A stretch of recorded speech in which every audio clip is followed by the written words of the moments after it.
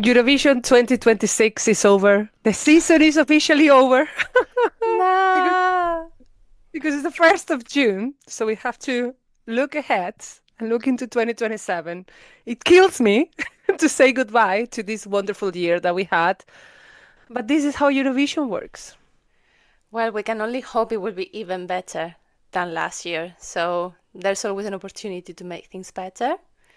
Yeah. And whatever happens, we're going to have an absolute bangaranga of a year. Always. We're going to be doing that now, from now on, every single episode and every time we meet, and at every Eurovision party that we go to. Exactly. So let's discuss what's gonna be happening next year, or some predictions, or some rumors that we have so far. I'm Barbara. Anna Maria, welcome to Eurovision Files.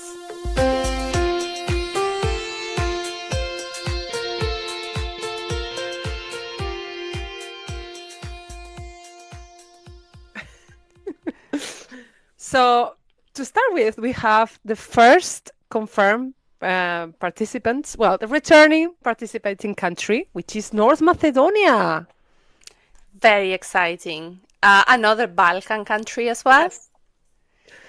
Imagine this is because a Balkan country, Bulgaria, won, and then all of them decided to come back. Or maybe it's because Bulgaria, who was a returning country this year, won. So, I think there's going to be an effect of that. I think that we have three returning countries, and the three of them reached top 10.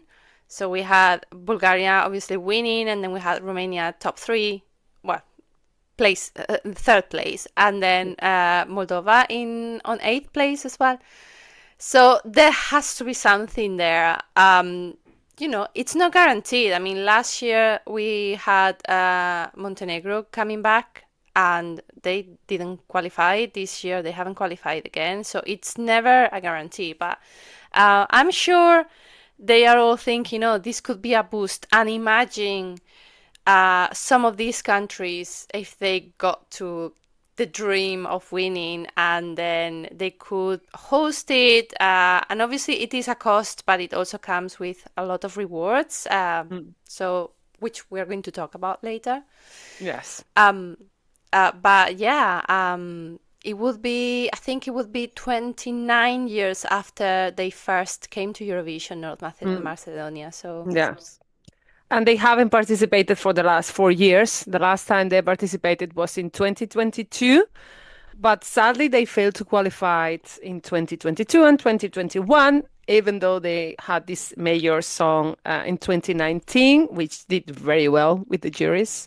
Not so much with the public vote, but still, I think it's the highest they were or the they were song. top 10. Yeah, there was a song that probably everyone remembers from North Macedonia. But we will see them again in 2027, which is really, really exciting. Yeah, who knows? We, Skopje 2028. well, you never know. You never know. And then we have some rumors. Well, Slovakia, I think they have been saying for a while now that they might return, and they are in the talks for returning next year. It's not been confirmed, but the rumors are really strong. We actually started to hear about these rumors at Eurovision week. People from Slovakia were saying that they were hopeful that they will return next year. Yeah, I think Slovakia is probably the one of the maybes. I think it's the one that sounds more feasible Yeah. and plausible. So I would be excited to see it. It's funny because obviously we were in Vienna. Vienna is like an hour away from Bratislava, A lot so of we people could were have. taking the trip. Yes, because it's very cheap to stay in Bratislava. It's very cheap to fly to Bratislava as well. But it was like, yeah, but Bratislava obviously like, you know, they are not doing much about Eurovision. Of course, they have lots of fans there.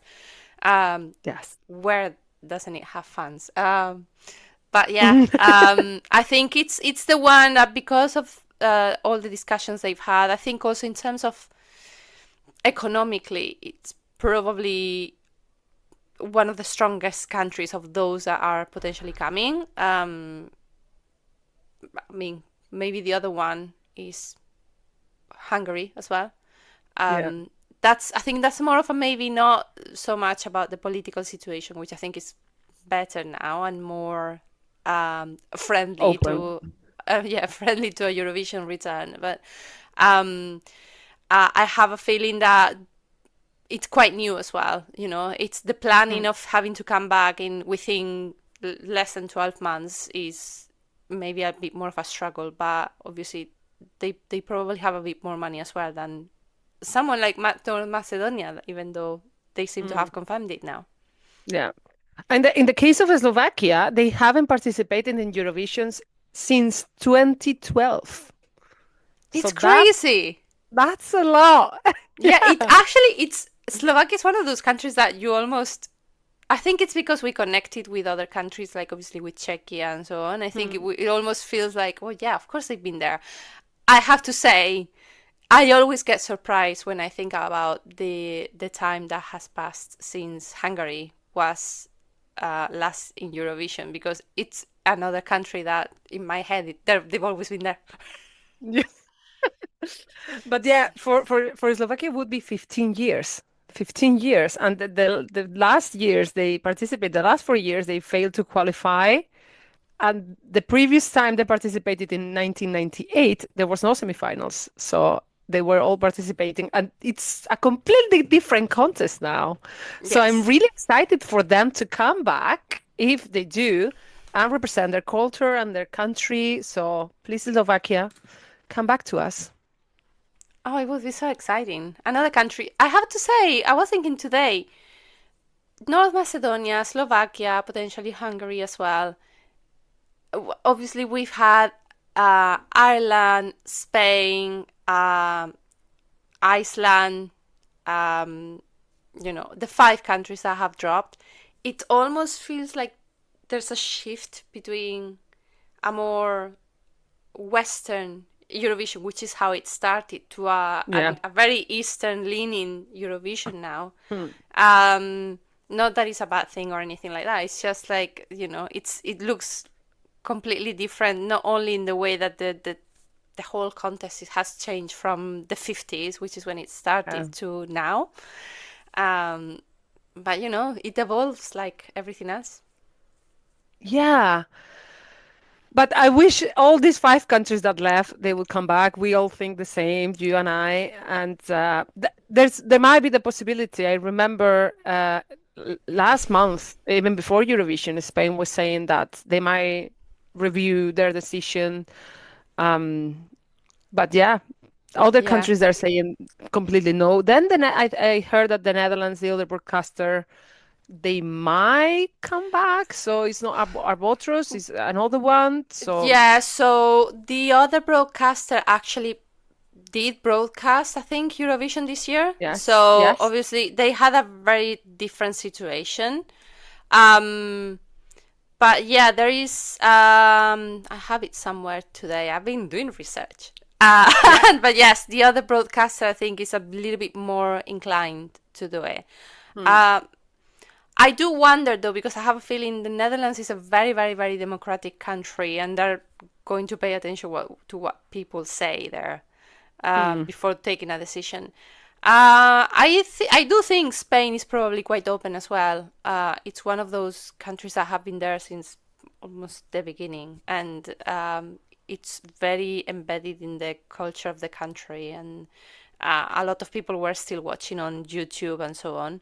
Hmm. So I am sure the broadcaster is going to try to do as much as they can to bring it back, but they're going to want um, some guarantees and some promises from the EBU. Is that going to happen? Yes. Yeah.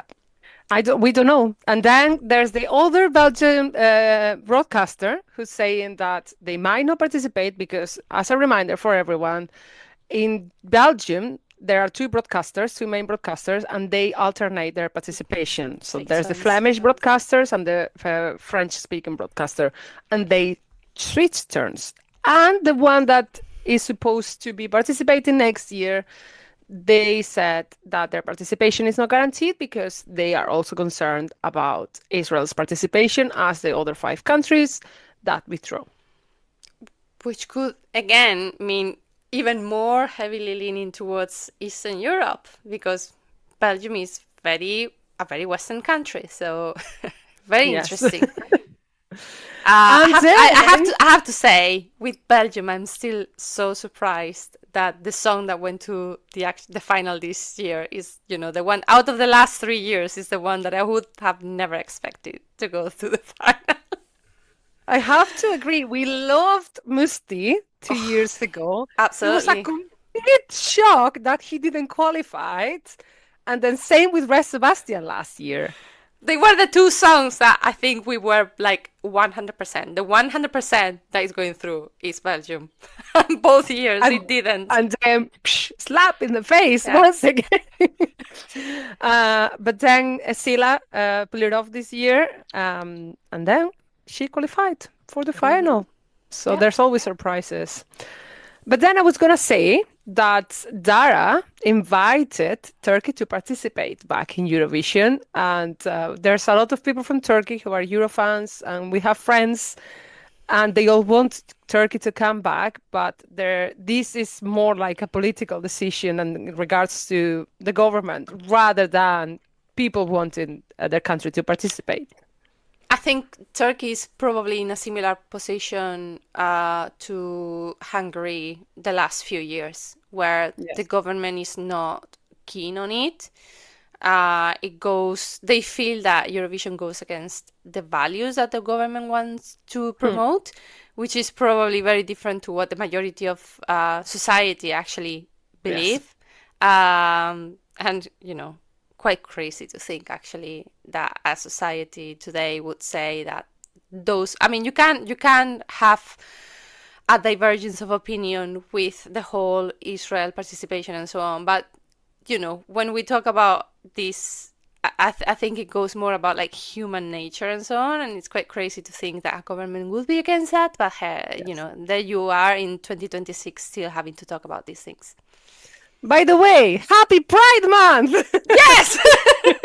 in no in no way linked to this conversation. whatsoever. But you know what we mean. But Yes. yeah, all these rumors, we don't know. We know North Macedonia, very likely Slovakia. Let's see Hungary, maybe not Turkey this year. And I really miss Turkey. They really had really strong entries.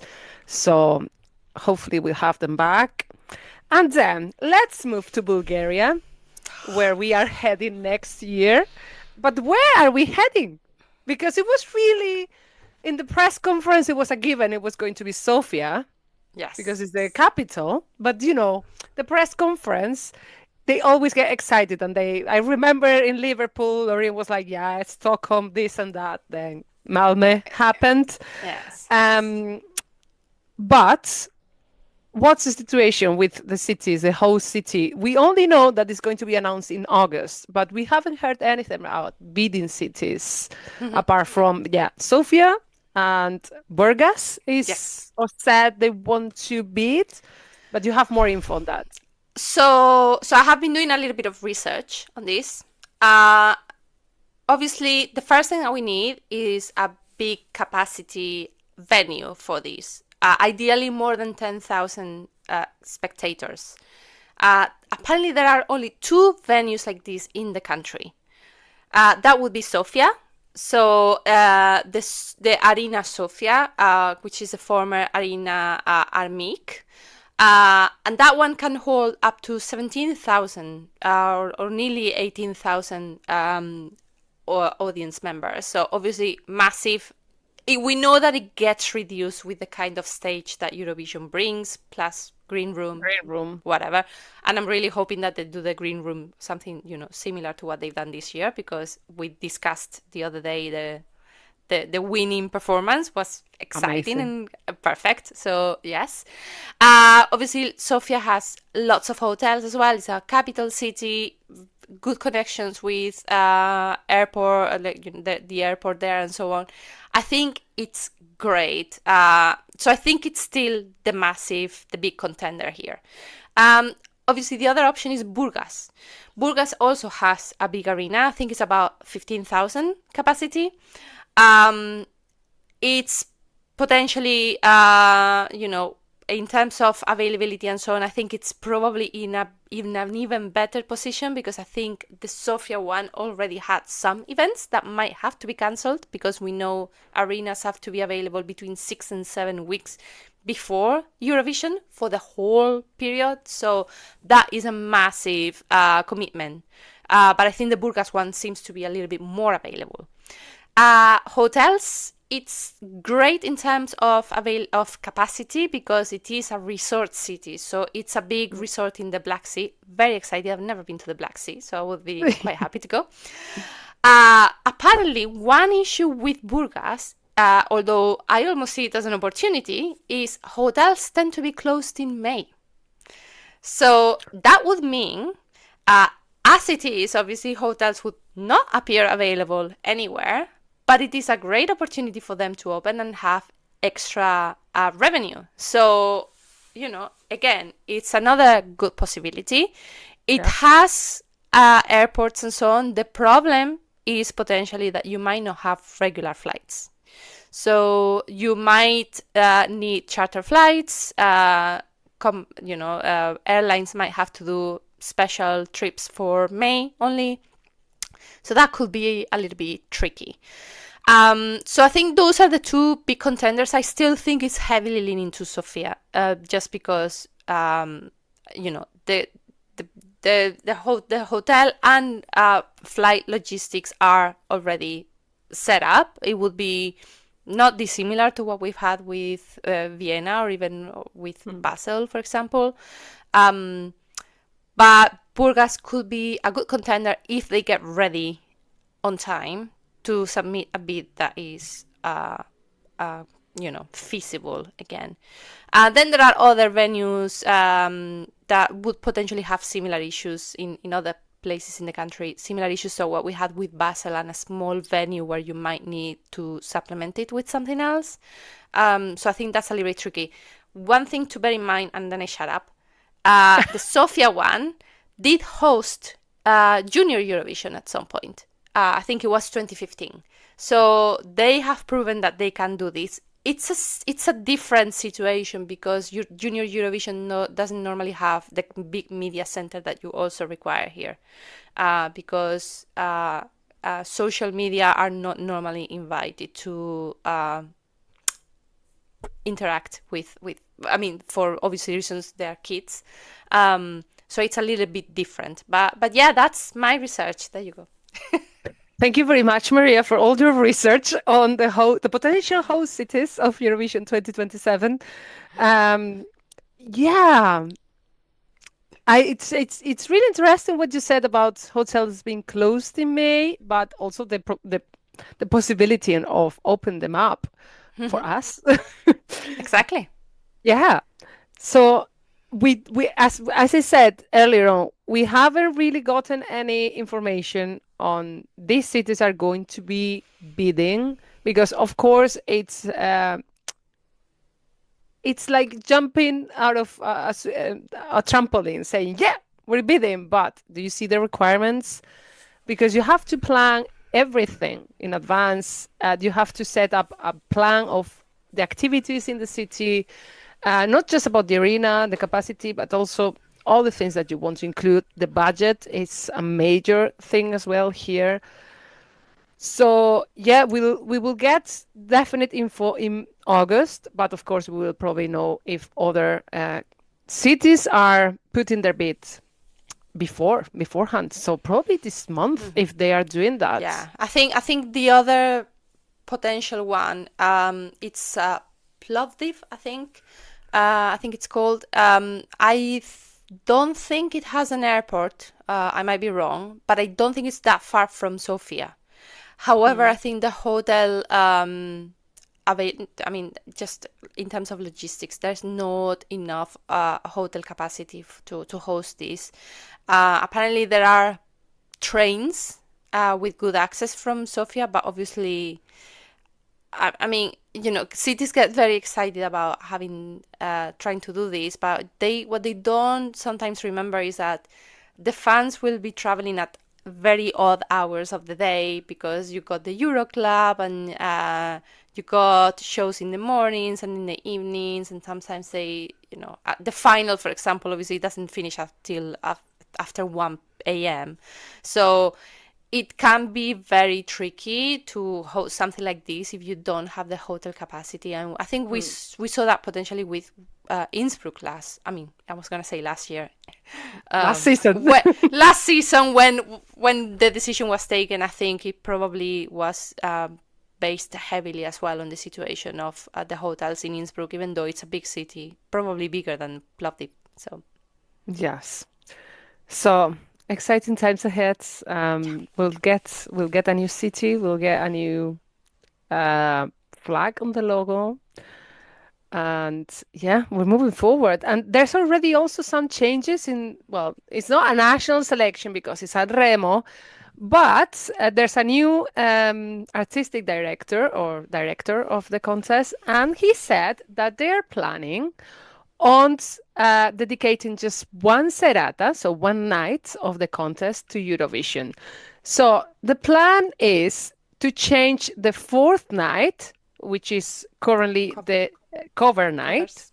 Yeah. So it's the one that I don't really enjoy that much, but it's very rooted. Yeah, it's very rooted in Italian culture because there's like past or like very well-known artists from Italy performing songs like very Italian songs. I'm probably not Italian enough because I'm not. So that's probably the reason why I don't enjoy that night that much. But they want to scrap that altogether and do a Eurovision serata, so a Eurovision night. And the idea would be to have the song that they submitted for Sanremo, but turn it into a Eurovision way. So like a more in-your-face performance. Yeah, that's what I read. That's what I read. It was in Italian, but I'm very confident that I understood it right. Uh, and adding like dancers or something on stage, and then maybe have it like with a little twist. I think it's a good plan, but I don't think it's necessary because Italy always does really well in Eurovision. I think they don't want to link the winner of Sanremo to the winner of Eurovision of the person that's going to represent their country in Eurovision, because the winner of that night goes to Eurovision. Uh-huh. They have like a sole winner on that evening, and it doesn't mean that that person winning Sanremo will go to Eurovision. So I think they want to have like separate things. Do you think it's maybe linked as well to the 2025 situation where we had one winner of Sanremo that decided not to go? So they might say, well, if you don't want to go to Eurovision, you don't participate on Hmm. Eurovision night. Could it be something like that? It could be because also this year, one of the runner-ups said that he won't participate. He wouldn't participate on Eurovision if he was to win because of Israel. So maybe that has something to do with it. Some of them might decide to participate on that night, and then the others, they just move away from that evening on a Friday. Yeah, I mean, there has been historical. I mean, one of the reasons why sometimes it's rare for someone like Delta to go to Eurovision is that a lot of very well established artists don't necessarily want to go to Eurovision because they feel if they end up getting a bad result, it might affect their career very negatively, and they Hmm. might not want that, but they still want the potential shine that comes from winning Sanremo. So I wonder if there have been that kind of discussions. Um, on the other hand, I think for the general public, it's probably going to be a bit strange where they say, "Oh, but why do we now have two winners? The one winner for one thing and another winner for another thing." Yeah. But yeah, I suppose at the end of the day, they might have to make it work with the artists, and if that's where they are leaning, they might decide Yes. that's the best solution. Yeah, I think it's a good decision to separate one thing from the other.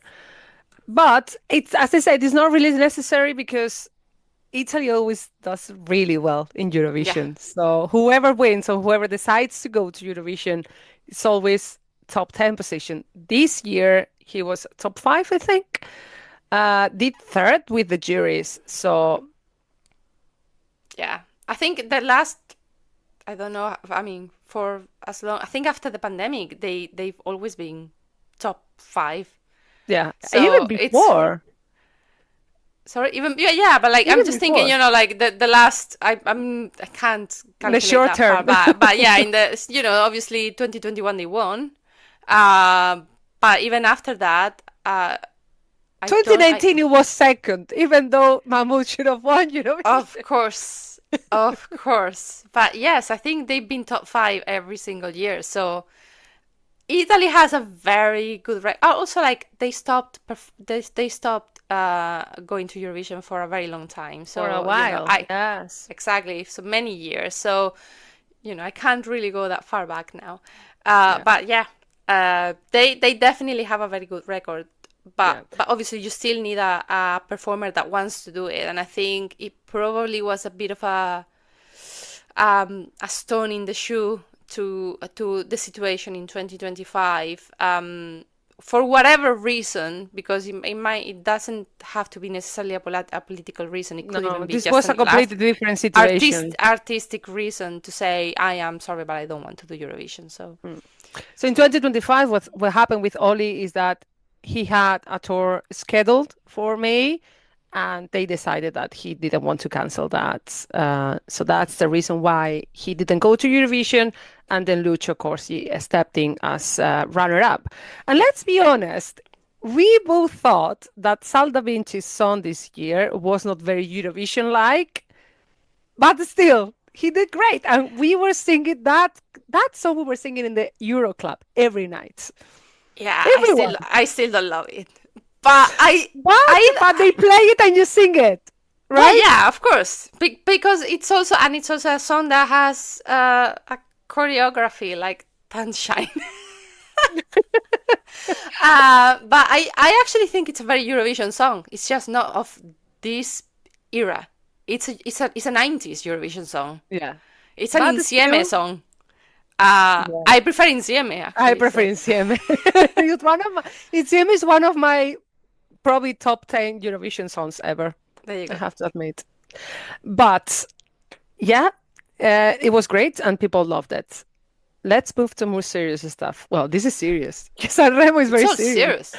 It's so serious. What are we talking about? So, there's a new General Assembly. This is not extraordinary. This happens every year. They have different General Assemblies. And this time is happening in June, so this month in Czechia, in Prague. And they are going to discuss the creation of a new limited non-European membership and Hmm. what they call auxiliary membership. So two different kinds of membership. Yeah. And that actually talks about the potential participation or involvement in Eurovision of some sort of Canada. And we've been talking about Canada also for a few months now. Hmm. Yes. I think we've been talking about Canada on the basis more of an invite, like the one Australia has. Yes. But this brings up different situation. Yeah. Because they were, well, Australia has regular EBU membership, but the creation of this non-European membership or auxiliary membership, I don't know. Sorry, we don't know the terminology Yeah. correctly. But that really speaks of Canada's or the broadcaster from Canada, CBC, to be participating in Eurovision as well. We know Kosovo has been trying to get membership for a few years, at least 2 years in a row, and it's been declined. But maybe they get this new guest, let's call it guest membership. Yes. I think the problem with I have a feeling Canada has an easier road ahead than Kosovo. Yes. Unfortunately, well, not unfortunately. I'm happy for Canada, but the issue with Kosovo is the recognition of their statehood. So countries like their neighbor Serbia, who still considers Kosovo part of their country, obviously, but even countries like Greece and Spain, although Spain is not at Eurovision at this point. But they have membership and But they go but to they the have General Assembly. exactly, that's what I mean. Like they're not at Eurovision, but they're still a member of the They EBU. still So vote. exactly. So I think that's the main problem there. Um, so that is. I wish Kosovo could go. I Please. mean, we've been Let saying as Kosovo well. participate. Kosovo has for such a small country, if you think of the potential guests from Kosovo, that would be crazy to have Dua Lipa or Rita Rita Ora. Ora. This is Uh, not the first time we talk about them here. no, I know. I mean, Rita Ora has actually been at Eurovision, so Yes, yes, uh, literally. so we've seen her there. So but it's I think a little bit more of a tough one ahead. I think with Canada, yes, they would still need that invite because obviously, yes, Australia is different in that sense, but I think the invite probably needs to come for countries that are not in Europe just to participate in Eurovision. But it's very interesting that this could actually be happening with this limited membership. Now, the question is, when you say limited membership, do they mean limited rights? Do they mean temporary? Do they what does that mean? In my mind, it was a temporary, probably like 1 year basis. That's how it works in my mind. I don't know if that's what it means, but I think for me it actually means more like as a membership. It's like paying Netflix with ads. Like you get limited limited you get to stuff. participate. Well, you get to perform and not to participate. No, you could participate in Eurovision, but I think in terms of more like the EBU rights, I think maybe like you become a member, but you don't have a right to vote and things like that. But you could Yeah. still be invited to participate at Eurovision. So, curious how that comes. By the way, while I was also reading about this, New Zealand came up, not Yes. as a potential, not as a potential participant, but a country that is very leaning towards like broadcasting and very interested in a similar way than that Australia was before they actually joined. So, But New Zealand is not participating in Eurovision Asia. no, That's what it came out because it popped out on my they don't want. I stories. mean, we also know that Australia doesn't want to participate at Eurovision Asia. But Australia is participating at regular Eurovision, so that's why. By the way, you heard it here first, but at Vienna, I had a chance to chat for 30 seconds with Martin Green. And Maria he spilled the did, beans. Spill the and beans. he did say they're very, very keen to do the American version as well, again, a proper one.